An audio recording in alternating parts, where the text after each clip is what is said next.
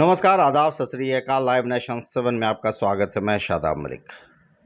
आज़ादी के 75 साल पूरे होने के उपरांत देश में हर तरफ तिरंगा फहराया जा रहा है, देशभक्ति की बातें हो रही हैं और इसी क्रम में हम आपको उन देशभक्तों की कहानी सुना रहे हैं जिन्होंने देश के लिए खुद को कुर्बान कर दिया। और सबसे पहले जो हमारा अभी एपिसोड चल रहा है वो है भगत सिंह की वो कहानियाँ जो अनसुनी हैं, जिसे आपने शायद नहीं सुनी होगी। और हम इस पर बात कर रहे हैं। हमारे साथ समीर सर मौजूद हैं जो ये कहानी बता रहे हैं भगत सिंह की।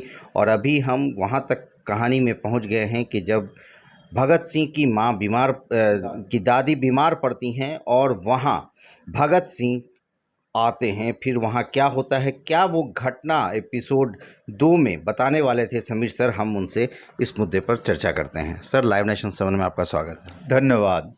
तो सर, अब फिर क्या होता है जब दादी के पास भगत सिंह पहुँचते हैं? तो होता क्या है कि दादी के पास जब ये पहुंचते हैं तो दादी की जो है बहुत ज़्यादा ये सेवा करते हैं। नतीजा होता है कि बहुत जल्द दादी जी इनकी ठीक हो जाती है। लेकिन उसके बाद एक जो है महत्वपूर्ण घटना घटता है भारतीय राष्ट्रीय आंदोलन में। होता क्या है कि वो सहयोग आंदोलन का दौर चल रहा था, हम लोग जान रहे हैं 1920 से 22 के बीच। तो 1921 में 20 फरवरी 1921 को क्या है कि ननकाना साहब गुरुद्वारा कांड हो गया। तो ननकाना साहब गुरुद्वारा आज के डेट में पाकिस्तान में पड़ता है। तो उसमें लगभग जो है 250 आपको सिख लोग मारे गए थे। तो स्थिति क्या थी कि आपको जो है उसके विरोध में अकाली आंदोलन बहुत तेज हो गया। अकाली आंदोलन तेज हो गया तो सरकार जो है दमन पर उतर आई और उसने घोषणा कर दी कि कोई भी आंदोलनकारी ननकाना साहब के आसपास नहीं इकट्ठा हो सकता। तो अकालियों का एक सेंटर बना, एक नाभा इलाका था उसी आसपास में, और नाभा का जो केंद्र बिंदु वहाँ पर बना वो था एक जेतो नाम का जगह। तो जेतो नाम का जगह केंद्र बिंदु बना। और होता क्या था उस समय कि जो आंदोलनकारी थे वो छुपते छुपाते जो है किसी ढंग से पहुंचने लगे आपको नाभा। लेकिन वो नाभा जाने का जो रास्ता था वो भगत सिंह के गांव बंगा से होकर के ही जा रहा था।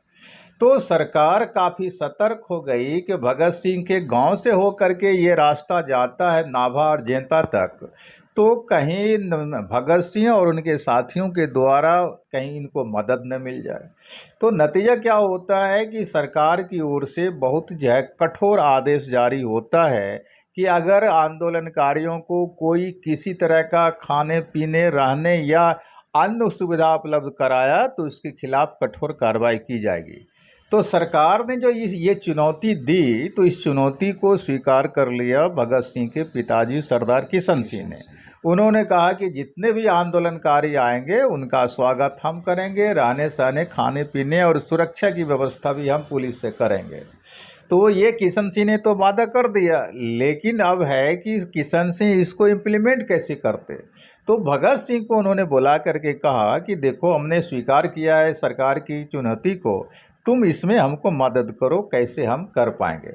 तो भगत सिंह भी आंदोलनकारी, उनके पिताजी भी आंदोलनकारी। भगत सिंह कूद गए और जो है अपने गांव इलाके के जो उनके सहयोगी लोग थे उन लोगों से उन्होंने मदद लिया और घरे घर जा कर के कहना शुरू किया लोगों को कि आंदोलनकारी लोग इस रास्ते से आएंगे, आप लोग को जो है जो भी खाना हो सकता है संभव, खाना कपड़ा लत्ता जो आप जैसे मदद कर सकते हैं करके रखिएगा। और जो है इन लोगों ने क्या किया कि गन्ना के खेतों में आंदोलनकारियों को छुपाना शुरू कर दिया और जो है आम लोगों को कहा कि आप खाना बनाइए, अगर आप खुद जाकर के गन्ना के खेत में रख सकते हैं तो जाके पहुंचा दीजिएगा, नहीं तो हम लोग आएंगे और हम लोग खाना ले जा करके गन्ना खेत में पहुंचाएंगे। और पानी पीने का भी सारा व्यवस्था कर दिया। 3 दिनों तक इन लोगों ने आंदोलनकारियों को गन्ना के खेत में छुपा करके रखा, खाना पीना और आने जाने की व्यवस्था किया। जब 3 दिन के बाद वो आंदोलन वहाँ पर समाप्त हुआ तब जा करके सरकार को पता चला कि भाई ये आंदोलनकारी इतना पहुँचा था नाभा कैसे। तो जो है भनक लग गई, जो है भगत सिंह के एक गांव के ही रिश्तेदार थे जो जिनको चाचा कहा करते थे ये लोग, वो सरदार दिलबाग सिंह थे और वो ऑनररी मजिस्ट्रेट थे सरकार के।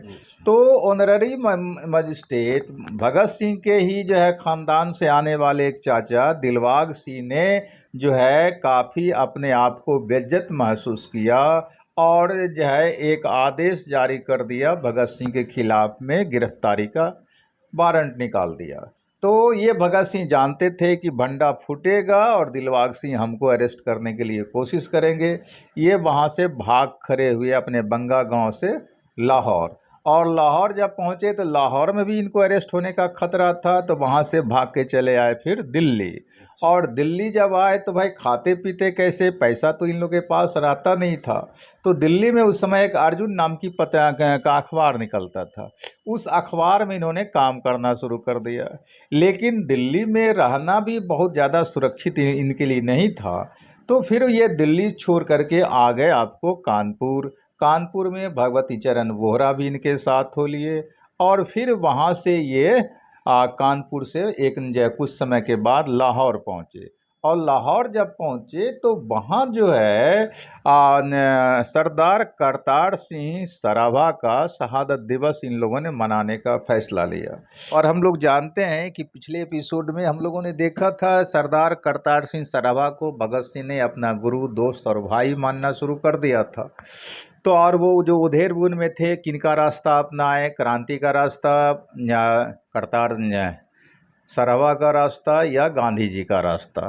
तो ये जो है उन्होंने जो शहादत दिवस मनाने का फैसला लिया, तो इन लोगों ने करतार सिंह सराभा के चित्र को ढकने के लिए कहीं से खादी का कपड़ा ऊपर किया जो कि सफ़ेद था।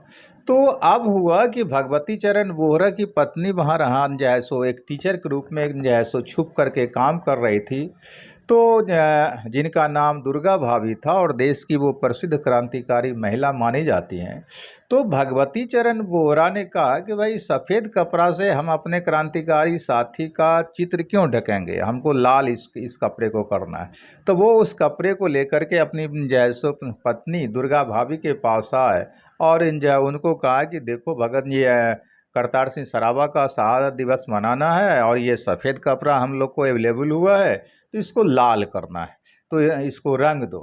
तो दुर्गा भाभी चूँकि स्वयं एक जो है सो बेहतरीन क्रांतिकारी थी, उन्होंने कहा कि ये हम अपने शहीद साथी ये को, वही दुर्गा भाभी है ना सर, जो सॉन्डर्स की हत्या के बाद हाँ, भगत सिंह उनको लेकर उन्हीं के साथ जो फरार हुए थे। ये कहानी भी हम आगे सुनेंगे। तो दुर्गा भाभी जो है बहुत बड़ी वीरांगना साबित हुई। तो उन्होंने क्या किया कि दुर्गा भाभी ने कहा कि हम अपने क्रांतिकारी शहीद साथी को जो है रंग करके लाल कपड़ा क्यों जो है सो ओढ़ाएंगे, लाइए हम उसको रंग करते हैं, लाल करते हैं अपने खून से। और उन्होंने क्या किया कि एक ब्लेड लिया और हाथ काट लिया, हाथ काट करके जितना खून उस समय निकाल सकती थी वो निकाल करके उस सफ़ेद कपड़ा को रंगना शुरू की। और जब ये ऐसा करने लगी तो बगल में सुशीला दीदी बैठे हुई थी, उन्होंने भी अपना हाथ काट करके खून बहाना शुरू किया कपड़े पर। और जब ये दोनों ये सीन देखा तो वहीं पर सुखदेव भी थे, सुखदेव ने भी अपना हाथ काट करके खून बहाना शुरू कर दिया उस सफ़ेद कपड़े पर।